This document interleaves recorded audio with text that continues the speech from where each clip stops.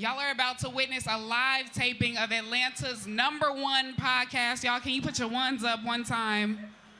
I know we hear it all the time, but I'm standing on it. This is Atlanta's #1 podcast. I need y'all to make some noise for The God Show. Please welcome the founder and host, Ray Daniels. Introduce myself, my name is Ho, H to the OV. I used to move snowflakes by the OZ. I guess even back then you can call me CEO of the ROC. Ho, fresh out Yo, let's go. ATL, what's up? Let's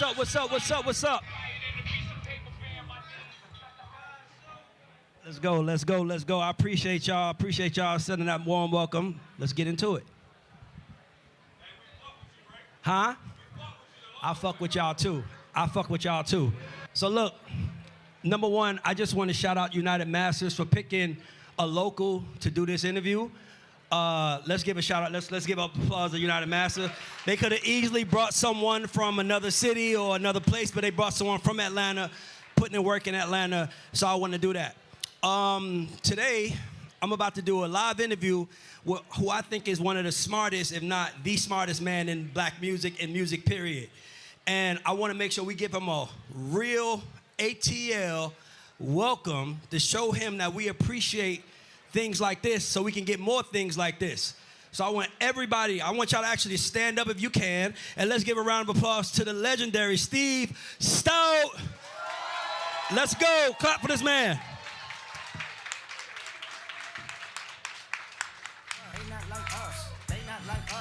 They not like us. Thank you, everybody. Please take a seat. Thank you. You are far too kind. Such a beautiful crowd. Y'all excited to hear this? I want to make sure they do this every year. So let's give them all the love that they deserve, because this shit, it means a lot to us. Y'all ready? So, Stoute, I've been in the music business about 20 years now. When I saw you launch United Masters, no, hold on, I'm gonna tell you a funny story. 2016, I'm working at a major label. I see the president of the company, and I pull him to the side, and I said, the revolution is happening outside right now in front of our eyes. And if we don't get into distribution, we're gonna lose out. And they was like, oh, don't worry about it. We're gonna always be those guys. Then I see you launch United Masters. And I said, we in trouble. Because the music business has been built on the back of impresarios, those leaders who take like the Walt Yetnovich and the Clive Davis, the Jimmy Iovine's, the L.A. Reids of the world. And you're one of those guys. So when I saw you come in, I knew that we were in trouble. And then you introduced label services to distribution, which is what everyone is now doing. What was your thought process when you was coming into United Masters? What made you want to come back and save us? Because we need you. It wasn't saving anybody. What was clear to me was that around 2015, 2016, all these artists were taking off on SoundCloud. And then the record companies would sign them. So I'm like, if the record companies are just signing these artists off of SoundCloud, they're not doing any A&R work anymore. Why should the artists give up so much of their image and likeness and percentage and ownership of their masters if there's no true investment in them? They already have done, the hard part. So to me, it was very clear. And then Jimmy left to go start, which was Apple Music, and then Jay had bought the company, which was Tidal. And to me, like Jay-Z and Jimmy were the two best entrepreneurs that was still kind of in the business. So when they left to go build streaming services, to me it was very clear to build the apparatus to connect artists to those streaming services. If you are inside in this business, you know the most important thing that you have to have is taste, right? Money is everywhere, but if you want to be a successful artist, you have to have taste. You have to have someone that understands how to take you from zero through the roof, right? And most distribution companies weren't built on that. You got an all-star cast, bro. Like, the fact that you have Dave Melhado, you have Latrice Burnett, Ryan Haslam, Juju, you have all of these people with you, like, like you really are building an empire that can take an artist from 0 to 1,000, because Latrice and I worked at Epic together, and Latrice did all Future, all DJ Khaled. So now if you're an independent artist going through United Masters, you have access to that kind of power, that kind of brain. We didn't make the announcement for Latrice yet. Oh, I'm so... My bad, I'm sorry, Latrice, I'm sorry. I love her, that's my Virgo sister, I love her, I just wanted to give her some props. But let's talk about Dave then. Let's just focus on Dave. But what I'm saying is that the thing that makes United Masters, to me, the biggest threat to the construct that's been the music business with the big three is the staff you put together. Yeah. The heads, the fact that you at the head, the fact that you understand the power of and influence of music. Well, thank you for that. I do believe that we have a very strong team. Dave Milhato, Mike Weiss, Juju, Ryan, Tracy, there's so many people who are just talented, who believed in the vision. Because there are, and we still go through tough times. I mean, it hasn't turned yet. It's turning, and it's turning fast. Fast. But it hasn't turned yet. So when you talk about some of the people who were here for the last 5 years, they went through, you know, believing in something that the world had not seen yet. And, you know, as much as I try to be inspiring and I talk about where the world is going, you know, they also have belief in themselves. And they believe in artists and want to change the industry. So I think it's the convergence of my vision and wisdom and their faith and belief in change and wanting to help artists that has led to the team that we have today. I think we have the best team in the music business. I literally think that we have the best team out of any label. We'll beat any label in label services. Period. With the savages we have on our team.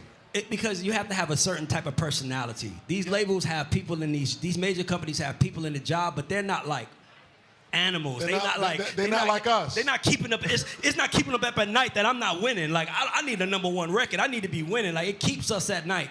I want to say a word that most artists are triggered by, but it's a very important word for artists to win in today's market. And you said it. You said you can't teach sacrifice. And if you look at today's business, right, everyone, you see these new artists running to the majors, and then you see these smart artists running away from the majors. Yeah. Exactly. So can you talk about like, because it's really instant gratification versus delayed gratification because you believe in yourself on the back end. Now, listen, if you're an artist and you actually don't believe in yourself, you should go sign with a major label and take the money. So there are certain artists that should do that. Yes. Like if you're just a one-trick pony and you're not that talented or you don't believe that you are, and somebody's willing to give you money, then I guess that's the right thing to do. Yeah. But if you actually do believe in yourself, and you do believe and you know that you're talented, and you're willing to do the work, you should never do that. You should not give away your image and likeness. You should not sign away your rights in perpetuity just to be down with a major label. They are doing nothing that we can't do. And we're not the only ones, by the way. There's an army of strong independent labels out right now, or distribution companies that you can go with. So I just support independent music overall. Now, when you talk about independent distribution and label services, we are by far the best at that. But specifically just for distribution, there are other people that can do it. If you want label services on top of that, then you should absolutely come to United Masters. Let's clap for United Masters. I want y'all to make sure, because y'all got to understand something. Distribution was never, and the music business is built on being sexy. Distribution was not sexy until United Masters entered the distribution game. I wanted to be what Def Jam was in its prime of independent music. That's what I wanted to be. That was a goal I had in my mind. As when you used to say I was with Def Jam, that meant something. I wanted, and I want United Masters to be what that means to independent artists. And I think we're doing a really good job. And that's why we have events like this, because I want entrepreneurs, whether you're a producer, you're an artist, or just making money in the creator economy, you are independent. You are an independent thinker. You are an independent person. And I just believe in independence overall. If you look at over time, I believe very strongly that whether it was, and this is dark, but you go back to the beginning of the way you were employed, it was slavery. It was the indentured servant. There was the employee, and now we're owners, right? And I want everybody to be owners, whether it's equity in the company or starting your own company on your own. You should absolutely own a piece of the work that you're putting in to your craft. I believe that fundamentally, that's the only way you're gonna have financial freedom, generational wealth, and all of the things that are attached to ownership. So part of United Masters isn't just fighting to get artists to be independent. It's fighting for the much bigger purpose, which is independence plus ownership, so that you could actually write your own future. By the way, I just want to give you props for that, because the current state of the business, just for everybody to know, is that they don't allow employees to have outside business unless they build outside business. And what I know about you is that you support all of your employees being entrepreneurs, like allowing them to grow themselves. Well, they have equity in the company. For sure. They have, if I win, everyone wins. They have equity in the company. So you're not looking at speaking to anybody at United Masters that do not own piece of United Masters. Dave Mahalo has piece of the company. The same piece of the company I have, he has. Shout out Dave Mahalo. Okay. But that's how we built the organization. That's how tech companies were built. Tech companies are built very strongly by building a team of engineers that all own piece of the product. So whether Facebook, then now Meta, all of the people who built that own the company. Google, all the people who built that owns the company. That is a premise in Silicon Valley that was not in the recorded music business that I brought to the recorded music business. I'm gonna ask you a question. In 2024, so if you guys don't know, I wanna just tell you something. So the way the business was always looked at was, if it was an artist, they was on a poster on the wall, right? This United Master sign, that's an artist, right? What Steve Stout did was he took the artist off the poster and made it a 360 person. So now you're seeing just not the music, you're seeing the shades they're wearing, you're seeing the sneakers they're wearing. You brought the 360 way to look at a figure, almost like an action figure. How does it feel in 2024 seeing everybody benefit from that thought process? That's a really good question. When I first started doing it in 2000, no one thought, in order to do that back then, you needed to have relationships with corporate America. So you had to get corporate America to believe that a hip hop artist could do something more. So you had to get corporate America to believe that a hip hop artist could do something more. When I look up today, I'm proud to know that, specifically with hip hop, that I was the guy who created that opportunity for the genre. I obviously don't like to see when those opportunities are squandered, because I think there's a great responsibility that we have when you open up a door, that you leave the door open so that other people can benefit from it. So doing stupid shit and messing it up for everybody else, I don't think that part is cool. And there's some stuff like that still takes place. But generally speaking, how I feel about it, I'm very proud. And I'm very proud that people acknowledge that it was something that I was I had the foresight on. To leave a $2.5 million job to make $150,000 a year, you definitely had belief in yourself. And it was probably the greatest move you could have made for yourself, am I correct? Yeah. When you say it now, it sounds crazy, and I know people look at it like it's a very odd thing. Like, you walked away from $2.5 million to make $150,000. When I did that, I was 29 years old. And I realized that if I didn't take the shot at equity then, that by the time I became in my 30s and had children and a family, that I would never be able to do that. See, what happens is, the lifestyle that you have sometimes is the drug that you're addicted to. Can you say that one more time? I just want that's important to be said. Sometimes the lifestyle that you have is the drug that you're addicted to.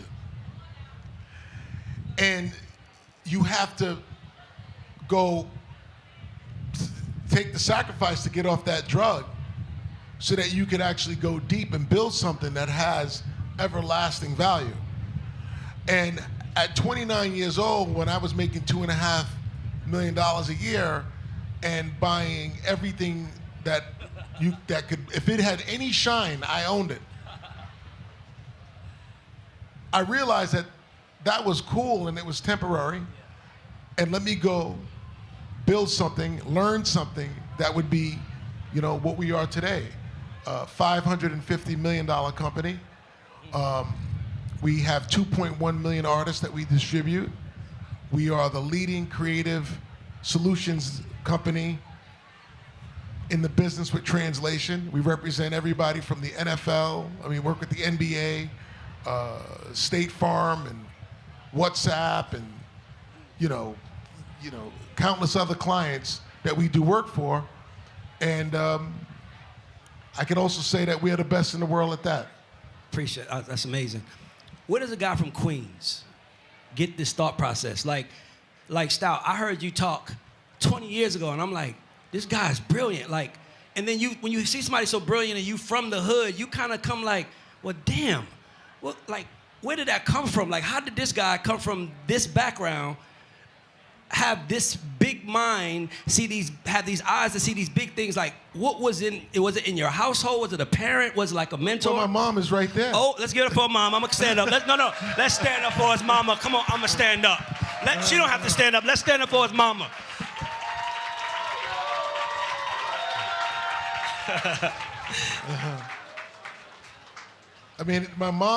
My mom believed in me first as an entrepreneur.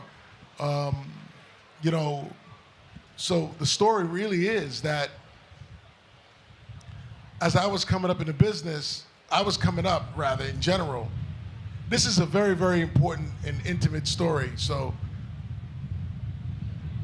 I'm doing my thing and I need some money, like $15,000, $20,000, which at the age of 18, 19 is a lot of money to ask for. But I had no place to get it. And back then I was doing mortgages. I was hustling mortgages. So my mom refinanced our house, which was the only thing we had. We had our home. That was our wealth, was in the house. My mom refinanced the house, didn't even ask my father for permission. She refinanced the house to lend me the $20,000. And I took the $20,000, I gave her back